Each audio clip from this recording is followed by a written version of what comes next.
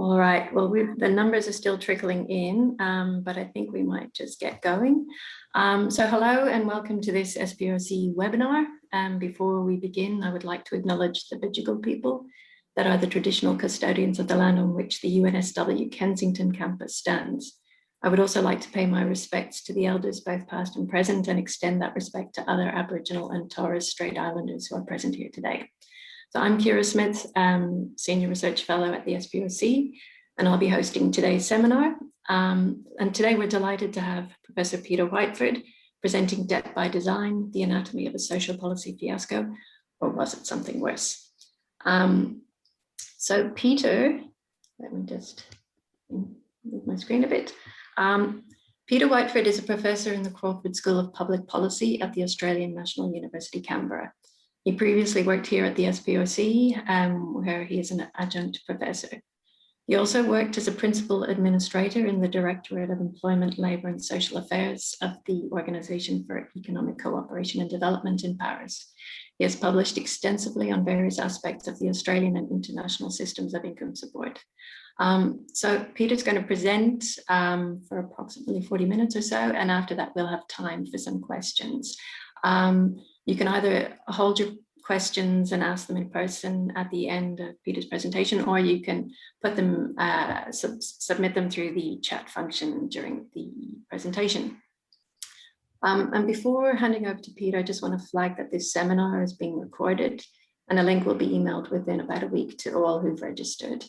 And also, if for accessibility information, so you can switch on captions through Zoom so that you can, the captions should appear as Peter's speaking. So Peter, over to you. Well, thank you very much, and thank you very much for the invitation. I'll plunge into the middle of it, as they say, and I'll start sharing my PowerPoint. Which of course has, nope, there it is.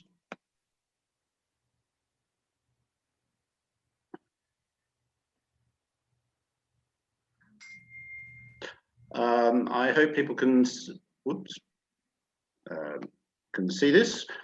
I should mention, this is a, unfortunately, a very well-known issue that remains very current, but my aim is to go over a lot of the development of what happened in this, in what's often called robo-debt, and then try and draw out what I see as some of the lessons of it. I'll approach the description in a sort of chronological fashion, although the chronology is slightly disjointed for various reasons to do with, I think, the opaqueness of many of the steps the government took. My aim is to identify what went wrong. This is partly based on an article that's in the Australian Journal of Public Administration earlier this year that looks at robo-debt in the context of policy failures. There's an extensive literature on policy failure. Sometimes these are called policy blunders. Blunders sort of sounds like something that unfortunately goes wrong, that's well-meaning. Fiasco, I describe this as fiasco, and I'll explain what the fiasco is. The literature even goes on to talk about policy disasters and policy catastrophes, where policy catastrophes are things like the First World War. So that's a sort of a different order of magnitude, but I think this remains a very serious policy failure, both in its own terms and in its impact and in what it means for Australian public administration. And I'll also touch on some of the reasons why I think it went wrong. This is to short circuit the whole chronology. This is a picture of how it started. It actually started in the 2015-16 budget, or was first announced in 2015-16. The government, in going into the 2016 election, made a major part of its plank that it was cracking down on welfare fraud and overpayments, and this was going to be a significant contributor to getting the budget back into balance. Now, how it's going at the moment is, as many people will know, a bit more than 10 days ago, the federal court approved a class action that had been brought by Gordon Legal on behalf of a large number of people who'd been affected by robo-debt.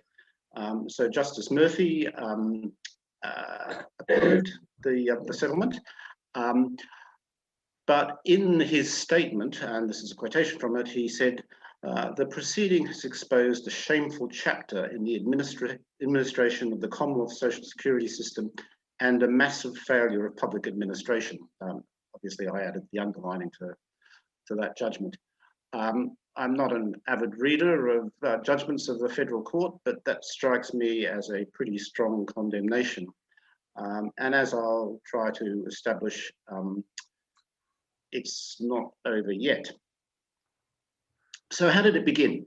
Now, the Department of Human Services, which has since changed its name to Services Australia, and previously was back in 1991 when data matching started. It was part of the Department of Social Security, but it's used data matching with the Australian Tax Office since 1991. This is both an integrity measure to identify overpayments, but at the time, this was also the time of the just after the Hawke government's child poverty pledge, it was actually also used to increase take-up of family payments. And I'll go into a bit more detail about what data matching means. From about 2011, the Department of Human Services has had the capacity to store this matched data, so it holds historic records of discrepancies that it observes between its records of what it paid individuals and what the Australian Tax Office has reported in annual tax returns. As I said, in the 2015-16 budget, the government announced that it would achieve savings of about 1.7 billion over 5 years by enhancing fraud prevention and debt recovery capability. And it said these savings from this measure will be redirected to repair the budget and fund policy priorities. The scheme was actually introduced in July 2016, so it took some months for it to actually come into operation. And it was known as the Online Compliance Intervention. It's since changed its name, or the government's changed its name a couple of times. It became the Employment Information Confirmation Program and then the Check and Update Past Information Program. Now, also in 2016, the government, with the support of the opposition, introduced new interest charges on debts, the removal of a 6-year limitation on debt recovery, and it also gave itself the power to prohibit people with identified debts from leaving the country. Now, why is it called robo-debt? Now, this there was in 2017, as we'll see, there was a report from the Commonwealth Ombudsman about the online compliance intervention. And I think this paragraph, in a sense, is probably the best single summary of what was involved. So OCI, the online compliance intervention, matches the earnings recorded on a customer's Centrelink record with what they reported to the Australian Tax Office. The Ombudsman pointed out that parts of the debt raising process previously done manually were done now using this automated process. So customers were asked to confirm or update their information online. If the customer does not engage, a phrase we'll see quite a number of times, with DHS, either online or in person, or if there are gaps in information, the system would fill the gaps with fortnightly data derived from the ATO for the relevant employment period. So it averaged what was reported to the ATO over some period of time. Now, the other thing that was very important about this was that it required members of the public and recipients and past recipients to verify that the information they had provided was correct. Now, Previously, as the Ombudsman described the process, the checking was done by Centrelink officers. The Centrelink officers had the power to require past employers or current employers to provide information on wages actually paid. But now former claimants had to themselves to provide records of wages or bank transactions to substantiate these past payments. This process of shifting the burden of proof from people in Centrelink trying to find out what people had actually been paid to members of the public establishing that they'd been paid allowed a massive scaling up of the debt recovery. Now, prior to 2016, including in all the years since 1991 when data matching was introduced, the manual data matching, manual investigation of data matching meant that Centrelink had identified about 20,000 discrepancies per year. So what those discrepancies were that there appeared to be a difference between what had been reported to the tax office and what Centrelink kept as its records. In the 2016-17 year, it went from the previous year of 20,000 a year to about 20,000 a week. So the assessment was that over the course of the financial year, they would have about, well, nearly 800,000 assessments as compared to 20,000 the year before. So a massive change in how many discrepancies were identified. Now, strange to relate, late in 2016, as I said, this had started in the middle of 2016, members of the public started raising concerns about debt letters. The Shadow Minister requested the Auditor General to investigate. From January 2017, there was a Twitter account, the hashtag, well, not the hashtag, @NotMyDebt, and it also used a hashtag, and there was a website set up, which I think now currently has about 1,200 personal accounts from people who were affected by robo-debt. The Ombudsman's report that I referred to came out in April 2017, and the Senate Community Affairs Committee had set up an inquiry which reported in June 2017. Now, I should mention that everything I'm saying is based on these publicly available documents in one way or another, both ranging from budget papers to the Ombudsman's report to the Senate reports, to things that have since subsequently come out under freedom of information or in court proceedings. Now, so as I said, it really started to bite at the end of 2016 and the beginning of 2017. It continued, as we know, for quite a period of time. In early 2019, the Department of Human Services completely dropped a debt against an individual named Masterton, which, if tested in a court of a competent Commonwealth jurisdiction, may have led to the procedures being found to be unlawful. Because the Department of Human Services dropped the case, they argued that there was nothing for the court, the federal court, to make a judgment on, so nothing proceeded. In July 2019, the Senate voted for a second inquiry, which is still ongoing.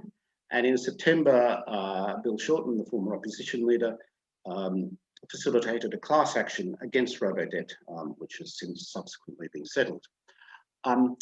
The most important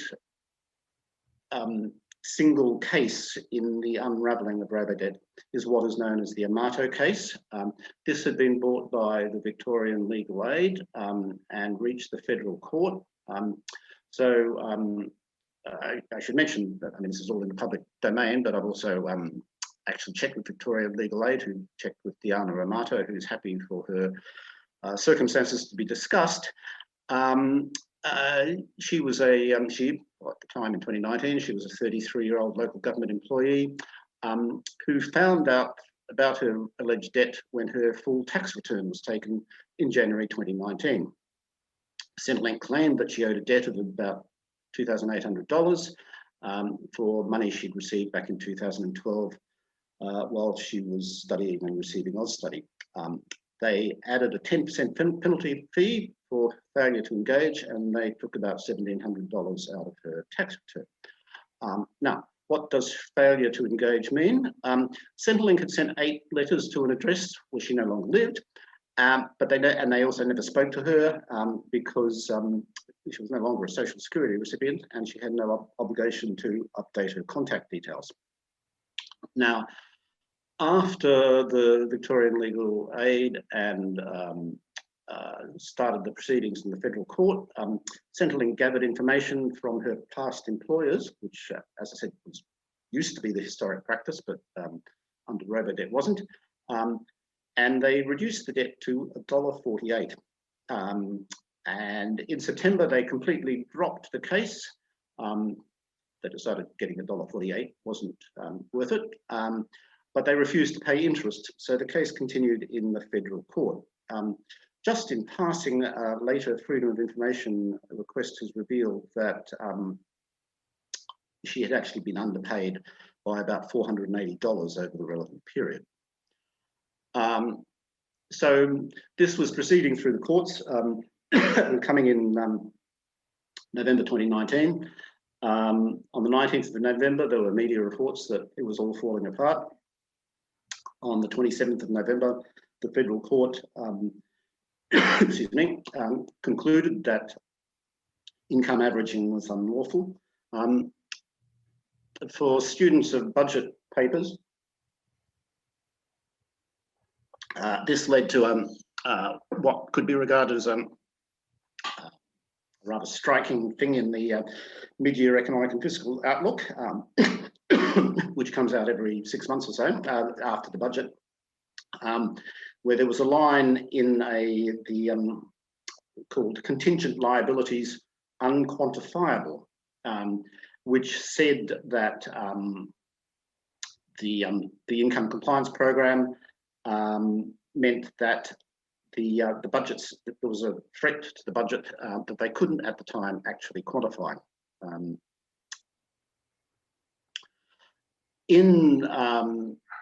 Following the November federal court decision, it took, basically the government had to manually recalculate all of the debts that had been averaged. So all of the administrative savings that they had achieved by outsourcing, by reversing the onus of proof, now came back to them, and they had to recalculate all of the manually all of the hundreds of thousands of cases that they had averaged. In March, it was admitted that the refund would be more than 500 million.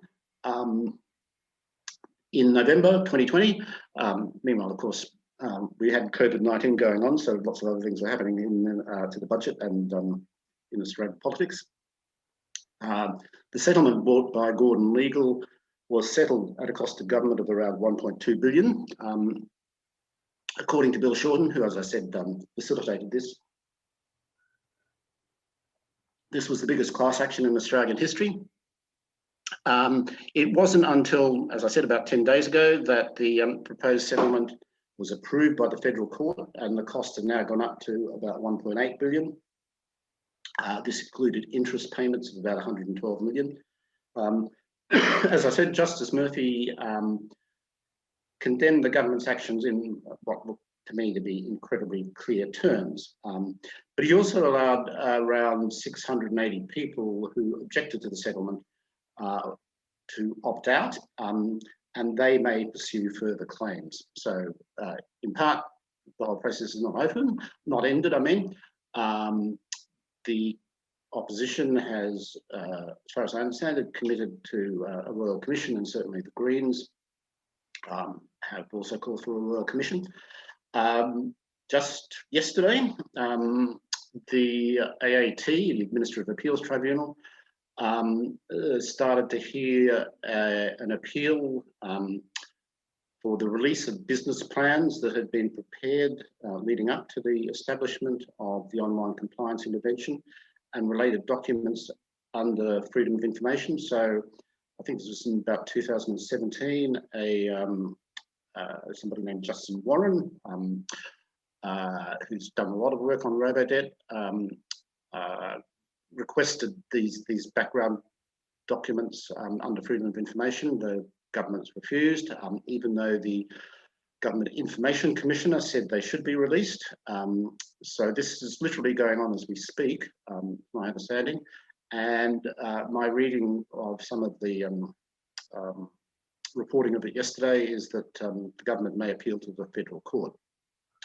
In addition, there's a Senate inquiry. The second Senate inquiry is still to be finalised. So this is still something where the process is not over. I think it's particularly important to understand who was affected by robo-debt. This comes from the Services Australia submission to the current Senate inquiry. So between 2016 and 2019, they were getting on towards 700,000 reviews that resulted in a debt. Now, more than half of those people more than half of those reviews involve people who are no longer recipients of any payments. Also, more than half were women. Nearly 60% of the reviews affected people under the age of 35, whereas if you look at the characteristics of people who receive payments over that period, on average about 40%, and this doesn't include age pensioners, because they weren't actually particularly likely to be affected by robo-debt. So it was 60% were under the age of 35 compared to the average of people over a period of a bit under 40%. About 28% had received youth allowance, again compared to an average of about 13% of all the recipients over this period. And nearly half were New Start recipients. So young people, New Start recipients, youth allowance recipients were significantly caught by this procedure. And also, I think it's worth noting that quite a majority of the people who've been affected were no longer receiving payments. So what were the problems?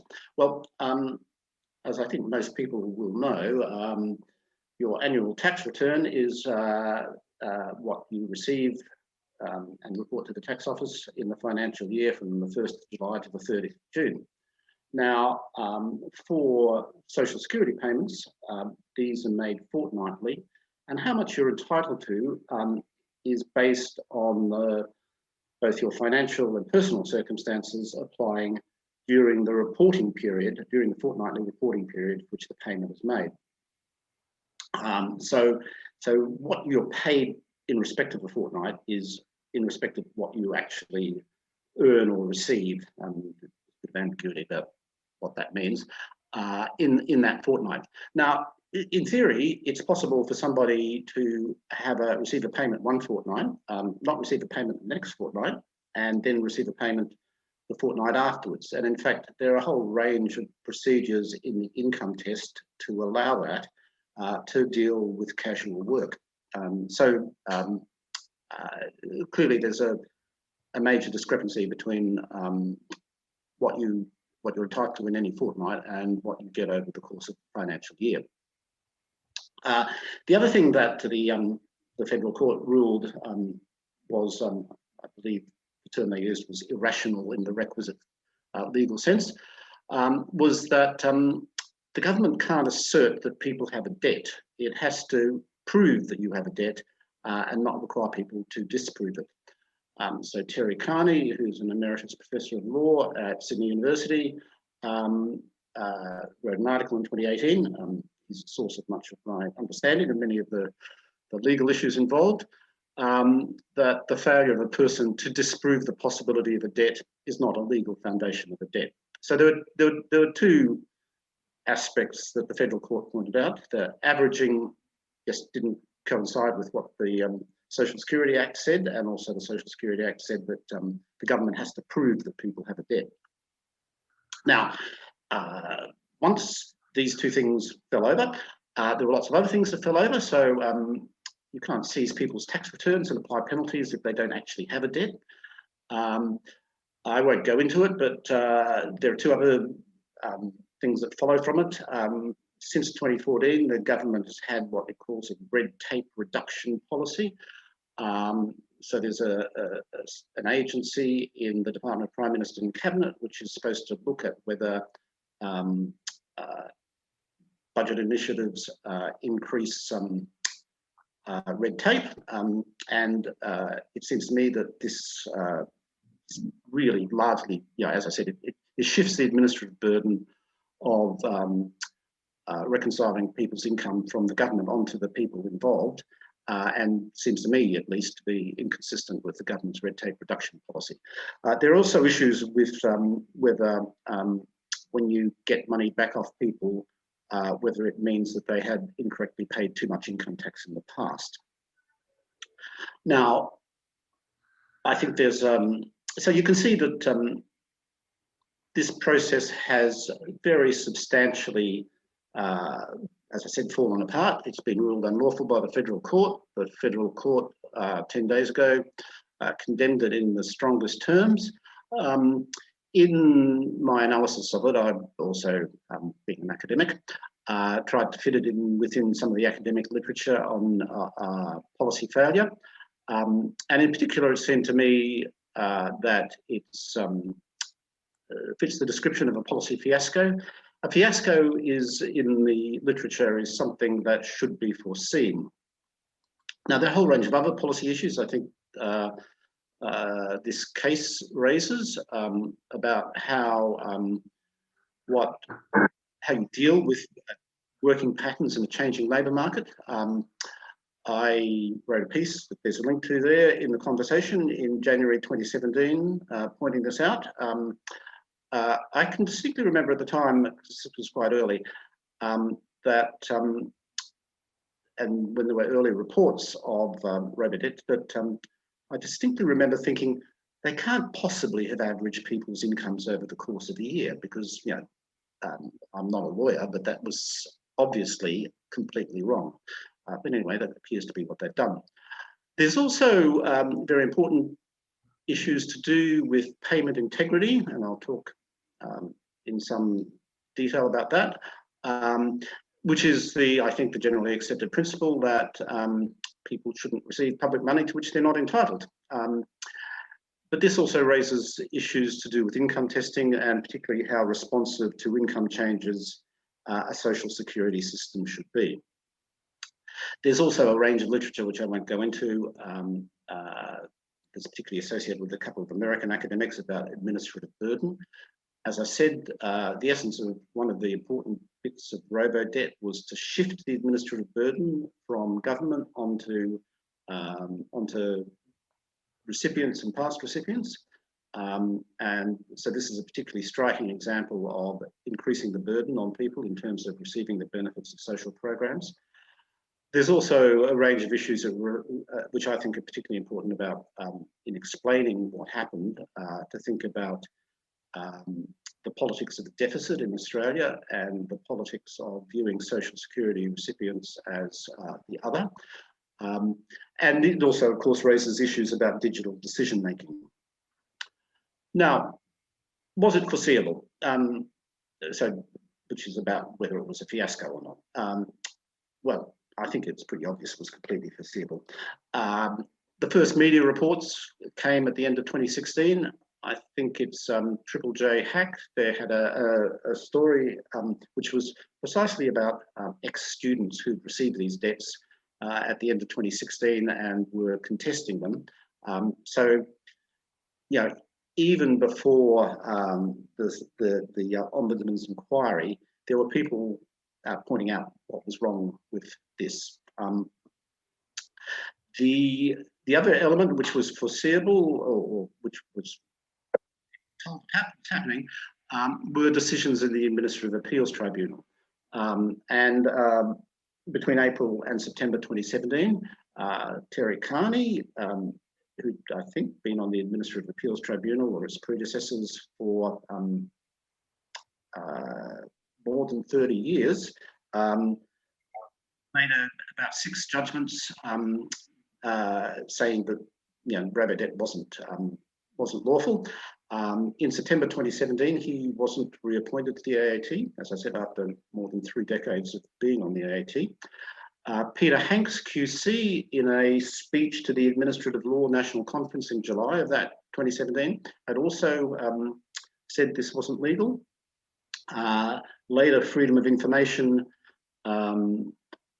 cases revealed that, in fact, there'd been more than 70 adverse judgments against Robodebt in the Administrative Appeals Tribunal. Now, the important thing was the government didn't appeal those adverse decisions, because at the first stage, adverse decisions aren't made public, or the reason behind adverse decisions aren't made public. But if the government had appealed them and gone to the second level, then the decisions would have been made public, but they didn't appeal them.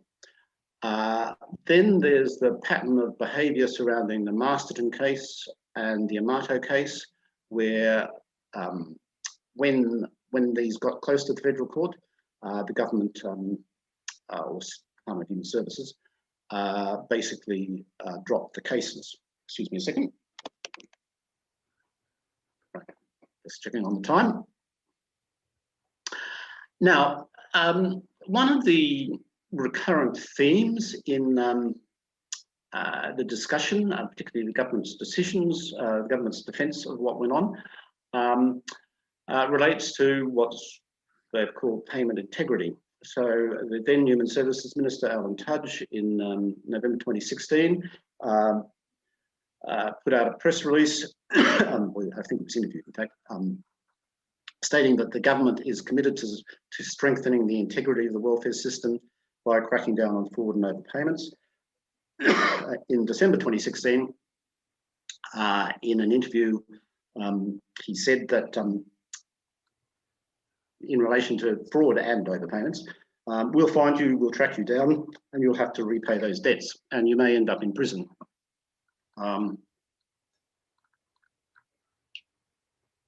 At the time, Services Australia and the Australian Federal Police had set up what they called Task Force Integrity. Now, the focus of that was actually on fraud rather than overpayments, but it was conflated with the discussion of overpayments and Robodebt at the time by ministers. The then Minister for Social Services, Christian Porter, after the first Senate inquiry in June 2017, stated that this is being criticised by the Senate, said this is not a matter for apology. We have a responsibility to make sure that we are paying people exactly what it is they are dutifully required to receive, and no more and no less. And he also stated that there is a massive amount of overpayments that occur in the system. We're actually tackling that problem. In its submission to the inquiry, it stated that the government is committed to maintaining a strong social welfare safety net. Each person should receive exactly what they are entitled to, no more and no less. And again, you can find this in the annual report of Services Australia in 2018-19. This phrase, we pay the right person the right amount through the right program at the right time. In their submission to the second Senate inquiry, the Services Australia, in a 16-page document, referred to protecting the integrity of the social welfare system 7 times in 16 pages. So protecting integrity is obviously pretty strongly the major element that Services Australia and the government identified as what the program was about. Now, assigning responsibility. Now, I think that to assign responsibility to individuals who made the decision to introduce Robodebt, when, as I think I would argue, it was completely foreseeable from early on, if not from the start, but that sort of assignment of responsibility would require a royal commission. But what we have are two sorts of failures. There were the people who decided to introduce an unlawful scheme in the first place, but there was also a failure of the internal checks and the scrutiny of those decisions. And I think it's, from a public policy perspective, it's more important to think through why, what was the deeper environment in which people made these decisions. I think that at the time, so just before Robodebt all fell apart in 2019, the government was projecting that in 2020 it would have a budget surplus of about $5 billion. So the 1.8 billion that they have been required to repay makes quite a sizable dent in what was to be a budget surplus. Now, as we know, that budget surplus didn't eventuate, and we probably won't see a budget surplus for quite some time unless we get fantastic economic growth. But Robodebt was making a significant contribution to achieving a budget surplus, even though relative to social security expenditure, it's quite a small amount, but more like 1 to 2% of the spending on social security and welfare, but about a third of the budget surplus at the time. One should mention that the two major political groupings in Australia have a strong commitment to achieving a balanced budget. There's also the question about the formal and informal budgetary rules about spending and savings, and I could answer questions on that if people are interested. And when you're trying to achieve a budget surplus, social security and welfare is an obvious target because that accounts for about 35% of total Commonwealth government spending. So it's in itself is the largest single component of Commonwealth spending, and it's actually quite difficult to achieve savings in social security and welfare without having really adverse consequences. And that is because the Australian social security system, because it's targeted to low-income groups more than any other social security system in the developed world, means that if you cut benefits, it has a bigger impact on increasing inequality and poverty than any other system in the developed world. So the highly targeted nature of the system makes achieving budget savings quite problematic, as was evidenced by the reaction to the first Abbott hockey budget in 2014. However, there are a lot of political and popular judgments about social security recipients and their deservingness, and I think the fact that governments have been committed to achieving a budget surplus, that it's difficult without disadvantaging people. So therefore, governments look for ways that seem defensible, and collecting overpayments seems perfectly defensible, so long as they are overpayments, which most of the Robodebt ones weren't. So I think that the government, the deeper decision in which individuals made decisions to do something unlawful, fit within this broader environment. There's also, I think, an emerging set of issues about digital benefit delivery and reporting and the growing role of automatic decision making. Having said that, while Robodebt is known as Robodebt, the algorithm that was used basically involved dividing people's annual income by 26, so it's not exactly a sophisticated algorithm that was used, but however, it was relying on a degree of automatic decision making without having people involved. And I think there are also further issues relating to the independence of the public service and the role of public servants in making these decisions that needs also to be considered. And I'll just finish with the late and very unfortunately John Hills of the London School of Economics wrote a wonderful book a couple of years ago about the welfare myth of them and us, where in relation to the United Kingdom, he talked about how people's perceptions of the social security system that you get from newspapers and television present this image of people receiving social security payments as in the United Kingdom anyway, in their terms, skivers versus strivers. People with curtains still drawn mid-morning against the people who get up to work with an alarm clock. So the deserving and the undeserving. In the United States, there's reference to at various times to makers versus takers. And of course, in Australia, we've had the rhetoric of lifters versus leaners. Now, I will conclude on 2 points. One is that,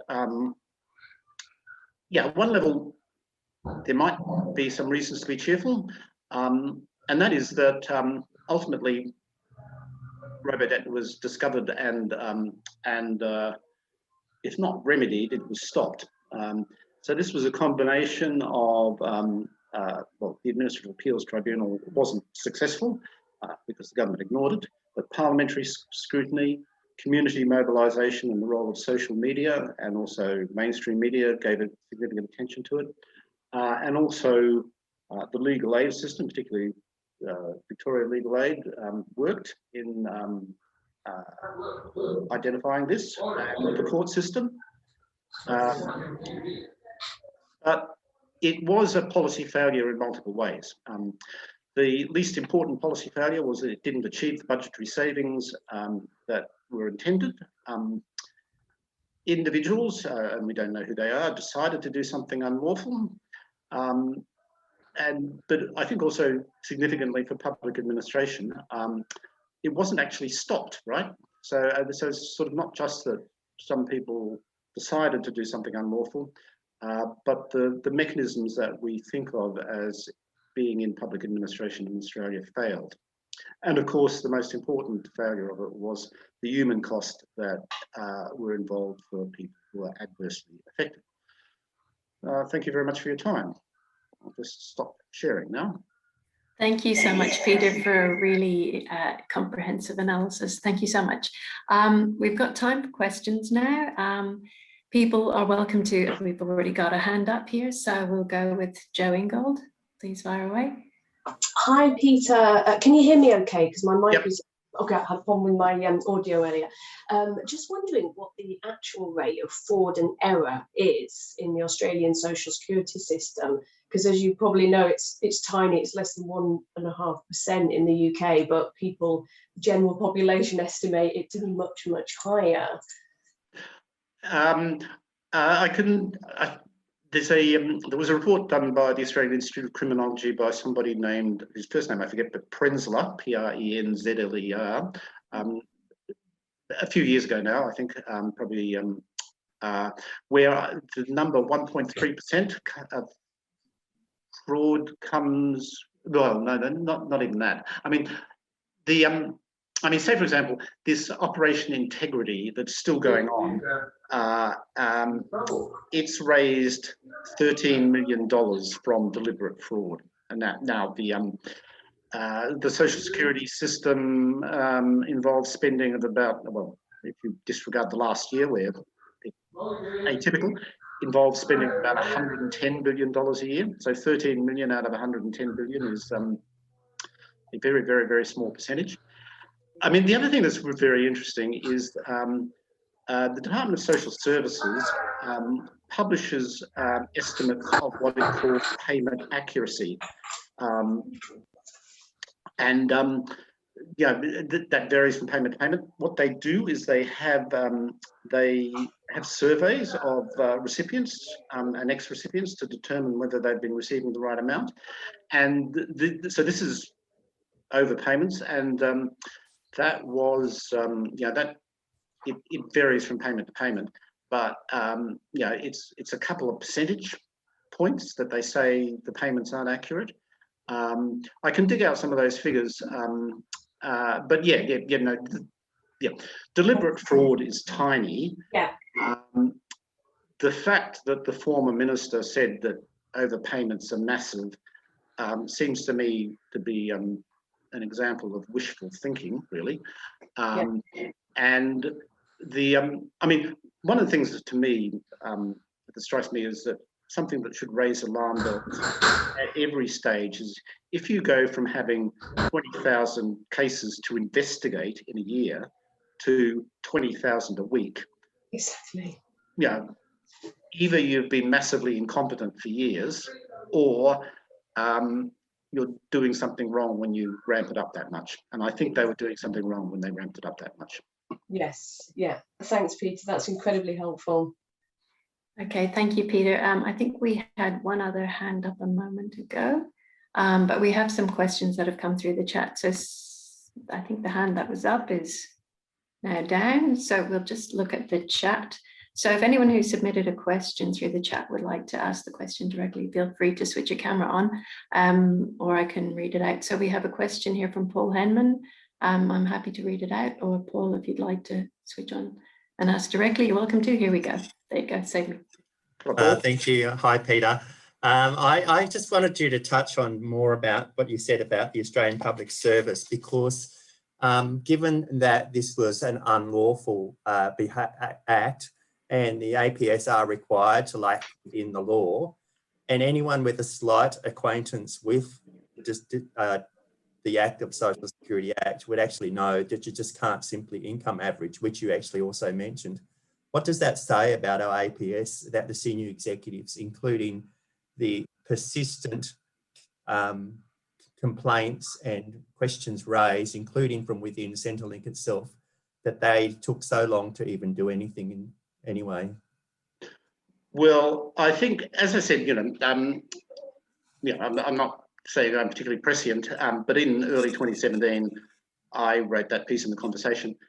And as I said, I thought, they can't possibly be doing this, right? They can't be dividing people's annual income reported in tax returns to get averaging, because, anybody who has any acquaintance with the social security system knows that that's wrong, right?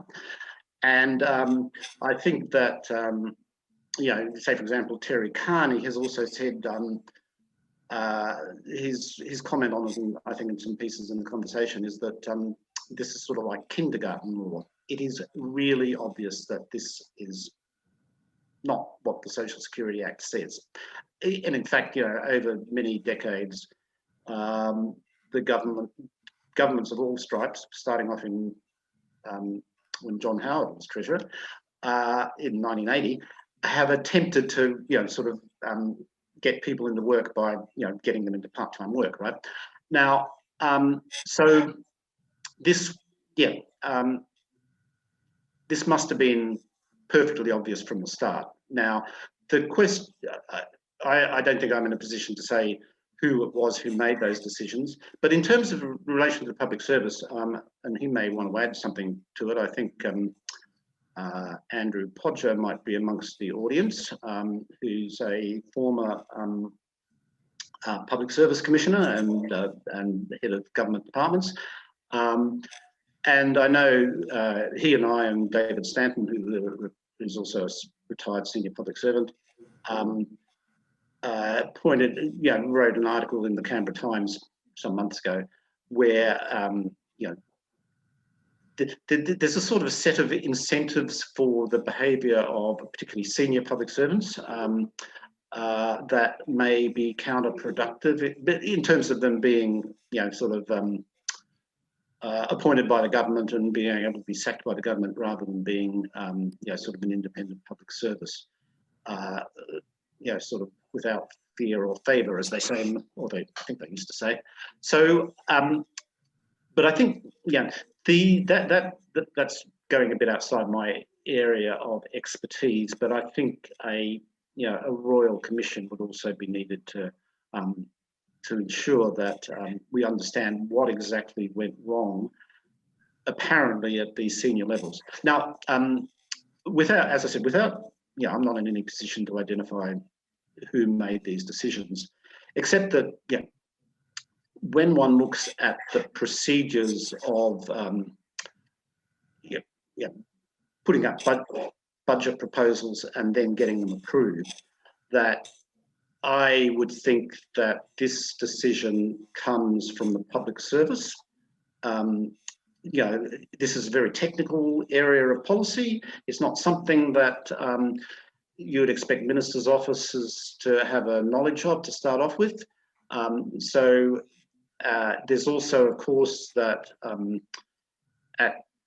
for some of this period, the Department of Human Services was getting a computer upgrade, completely needed, but they would have had to identify offsetting savings to pay for that computer upgrade. So there's a sort of, you know, the process of review of expenditures leads to government departments having to identify the savings that will pay for what they need to spend money on. So my own personal judgment is that the proposal would have come from within the public service rather than from politicians. But we need a Royal Commission to establish exactly what happened. I see Andrew on the screen. I don't know whether Andrew wants to add anything to that. Just a couple of comments. I agree very much, Peter, that you're a bit not. If you speak a bit close, louder. Sorry, such a technical proposal would have to have originated from within the bureaucracy. It wasn't going to come from ministers or ministerial advisors. But as you've been showing, it wasn't just the original proposal that's a problem, but as the problems became apparent, why wasn't action taken? Now, we do not know, and without a Royal Commission, we won't know for sure what advice was given and by whom. That would have to come out of other processes. Senate committees can't get to that. But there's every reason to believe that the environment within the public service contributed. There is a desire to please that is reinforced by the reward system of who gets appointed or who gets terminated. But also another contributing factor, I suspect, is that the policy capacity in DSS has also reduced, and their influence over government and within the bureaucracy has probably diminished as well. Thank you. We've got a few more questions that have come through on the chat. So there's one from Michelle asking, do you think Robodebt was susceptible to the virus psychological phenomena called groupthink?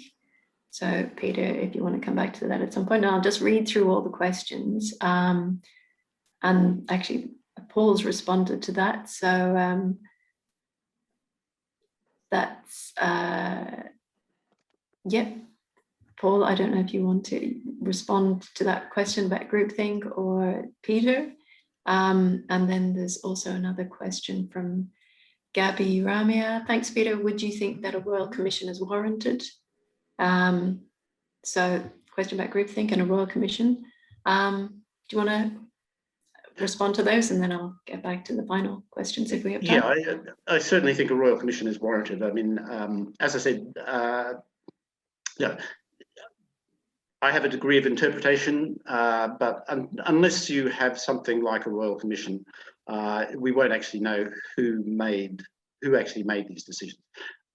As I said, I think yeah, it was, in a sense, it should have been completely obvious from the start that that averaging was not legal, right? So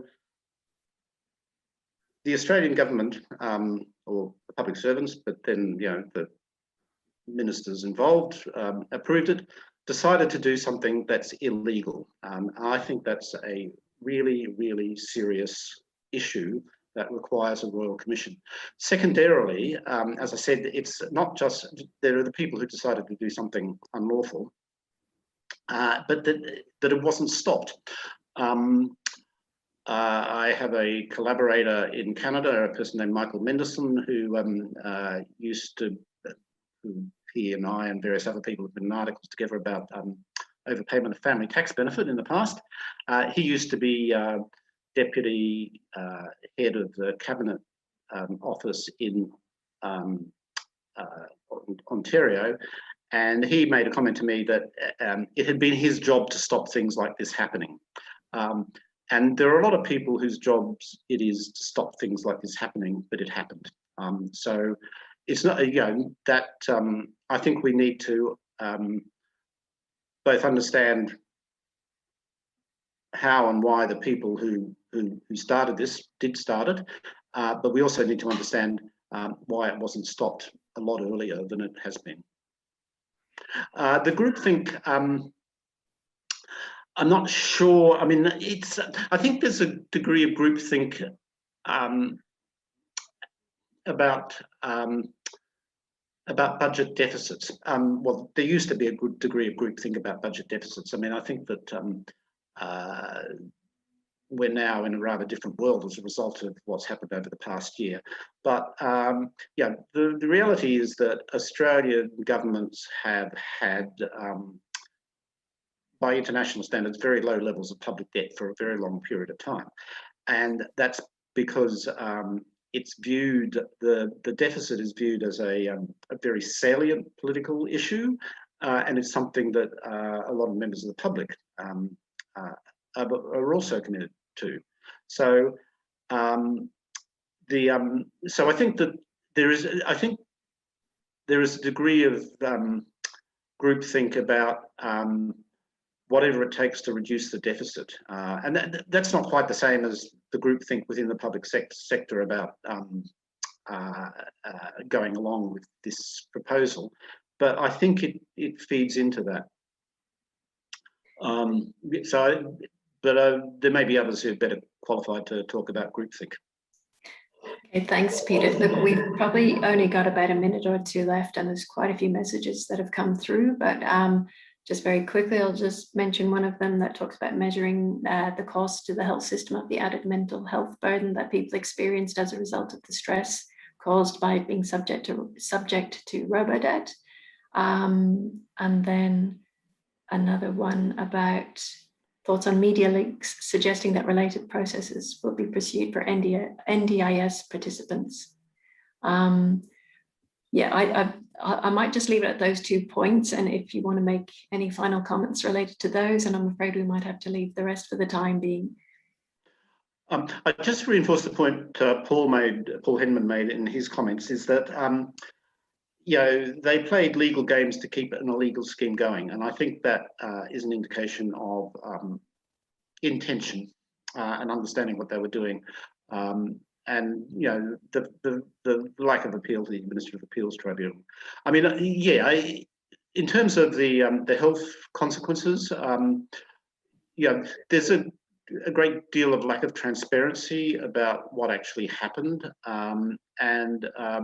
but there are people who've spoken about the personal health costs that they have had as a result of being caught up in this program, or this set of programs. And there's also obviously the issues related to people whose families believe they committed suicide as a result, which is those personal issues, I think, are by far the most serious ones that mean that we need a Royal Commission.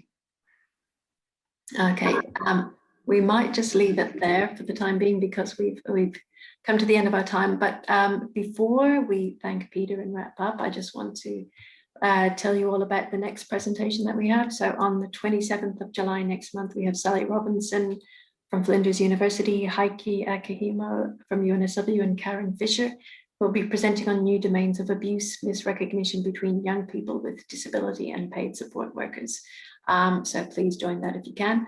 So Peter, thank you so much. There have been so many comments, and there's still coming in actually. So hopefully we'll be able to get a transcript or a copy of those, and we'll send them to you, and you might be in a position to respond to them. But everybody, please join me in thanking Peter for a wonderful presentation, and you can turn on your screens and give a wave if you wish. Thanks everybody for joining. Could I just add, you can make the PowerPoint available, and there are a list of references at the back, including, I think, somewhere to an article by Paul, as well as many other people. So thanks. Just on that before everybody signs off, and anyone who's registered for this presentation will get a link to the seminar or to this presentation within a week or so. And I believe, Peter, you've also sent us through your paper, and I believe we'll be sending out a link to that as well. Okay. Right. All right. Thank you so much, everybody. Thanks for joining today. Bye-bye.